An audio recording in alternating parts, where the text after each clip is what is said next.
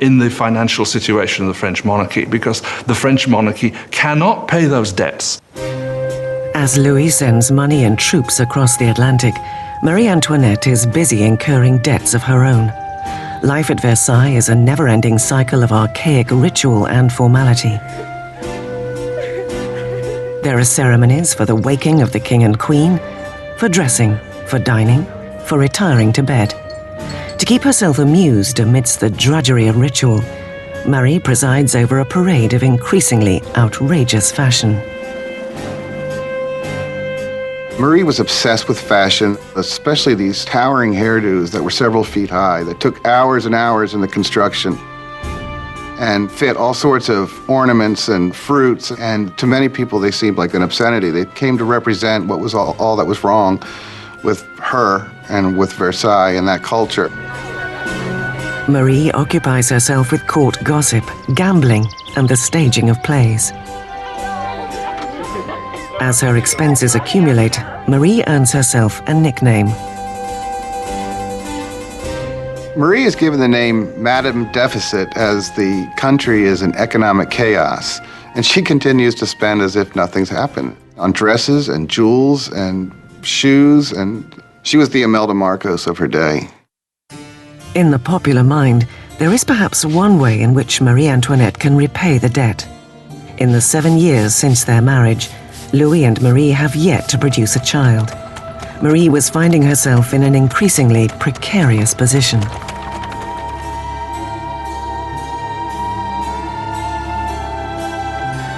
The job of the Queen is to produce a male heir. It's absolutely essential for there to be a son.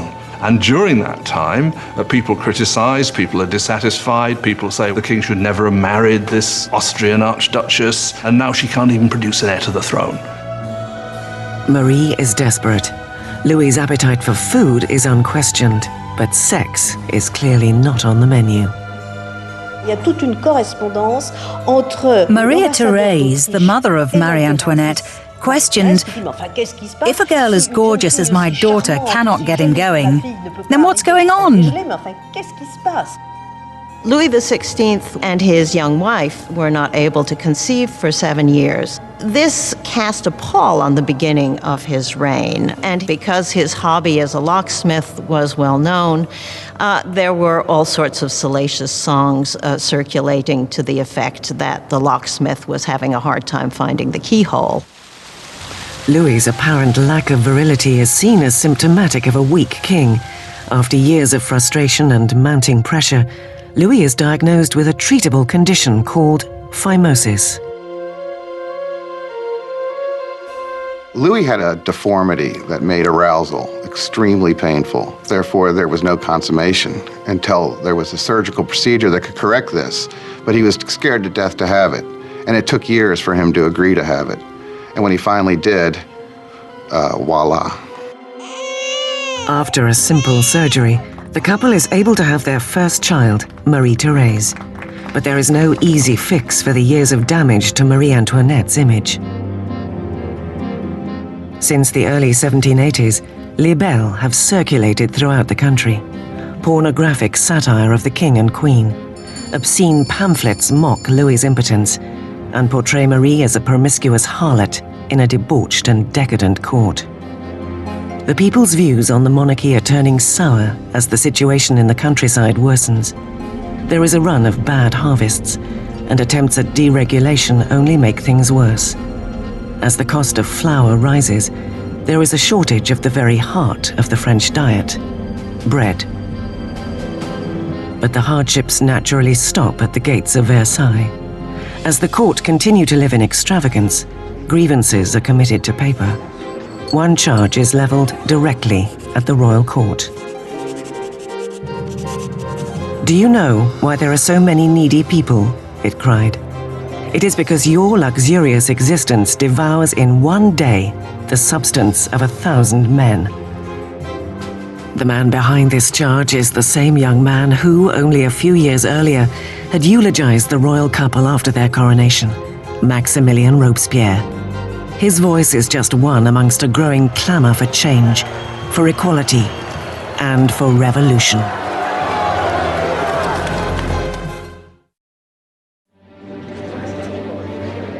Versailles, in the late 1700s, is an oasis of extravagance, surrounded by a land in despair. And with an uncertain king at the helm, France is charting a course for disaster. After 19 years of marriage, Louis has sired 4 children. Yet as a king, he remains impotent. As the financial crisis escalates, all the king can do is hire and fire a succession of ministers, none of whom have the answers. By ancient privilege, the nobility and clergy are exempt from taxation. And so as taxes rise to cover the government's mounting debt repayments, the burden falls heavily upon the poorest. To add to their misery, freakish weather arrives to decimate the harvest. If ever God intervened to make a situation worse, the summer of 1788 and the spring of 1789 is a moment when that happens. By the summer of 1788, you already have a burgeoning political crisis, and it's developing against a background of very serious food shortage. For the people of France in 1788, bread is the essence of life itself. Most ordinary people in France ate at least 2 pounds a day of bread. Bread was all important. Its price was immediately felt by everyone. If the price doubled, you were in big trouble. Under the financial mismanagement of Louis's government, the cost of bread skyrockets. Food supplies are hoarded by profiteers, and the cost of a loaf of bread can soon equal a month's wages.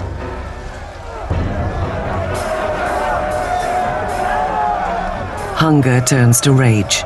Bread riots break out across France.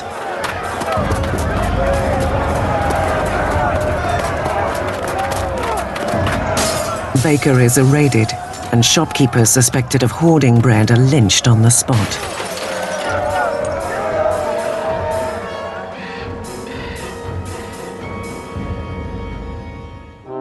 With the economy in shambles, Louis is forced to appoint Jacques Necker as his finance minister.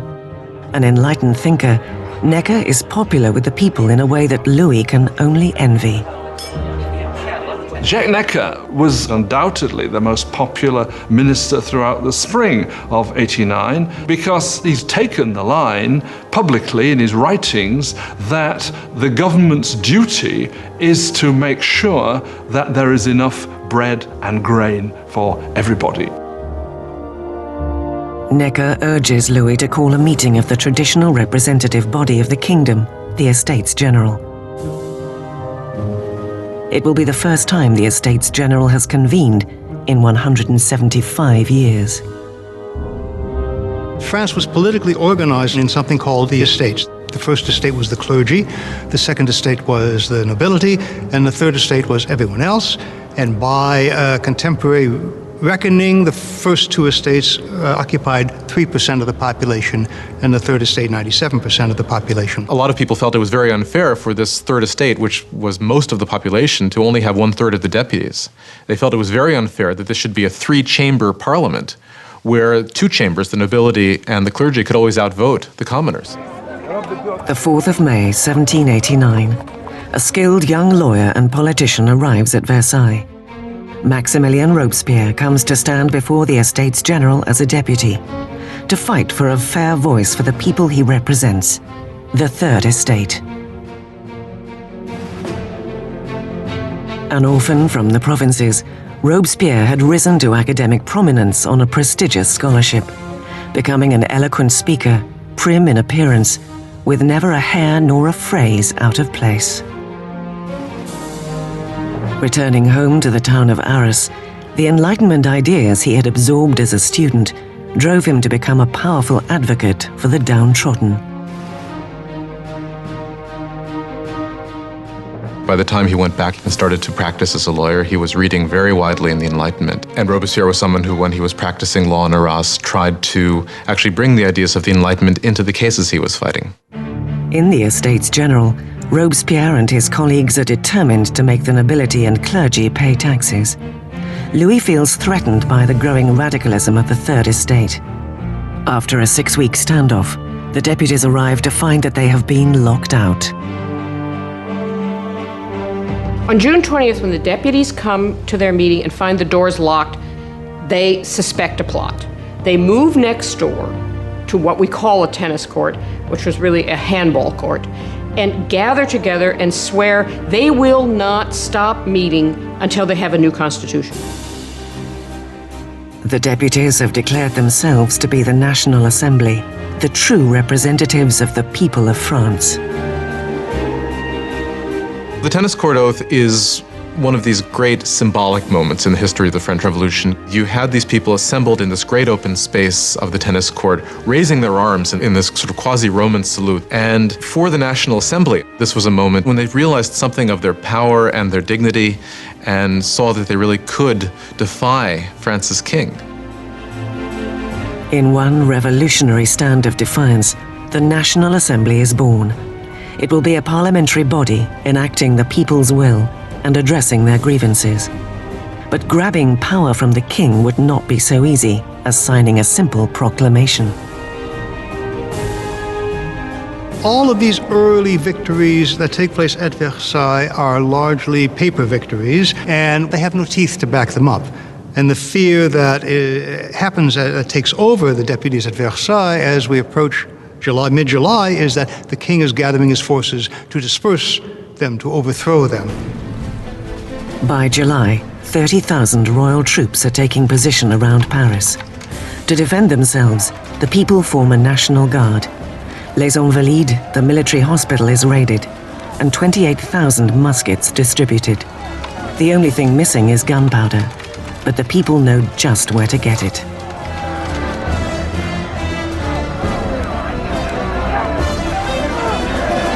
Near the center of Paris, there looms a massive stone keep, an infamous symbol of tyrannical government, the Bastille. The prison houses the city's stores of gunpowder and is legendary as a place where enemies of the crown disappeared.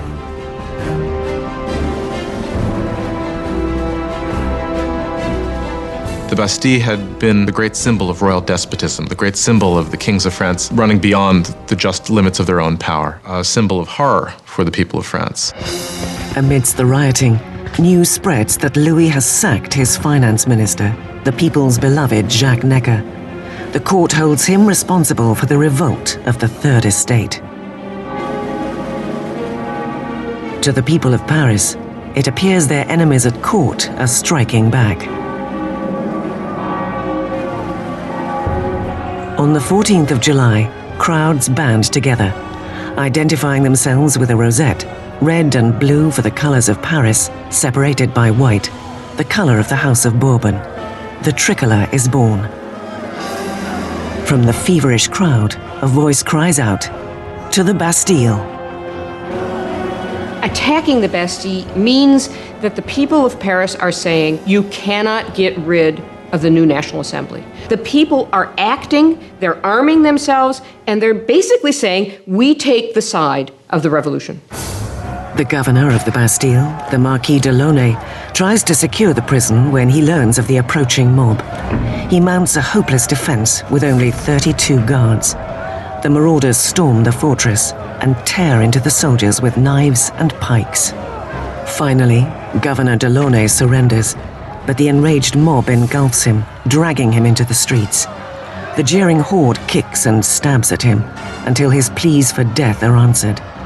Before the end of the day, the mayor of Paris will meet a similar fate.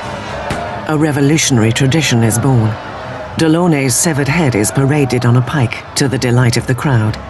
Word of the bloody revolt quickly reaches the deputies at the National Assembly.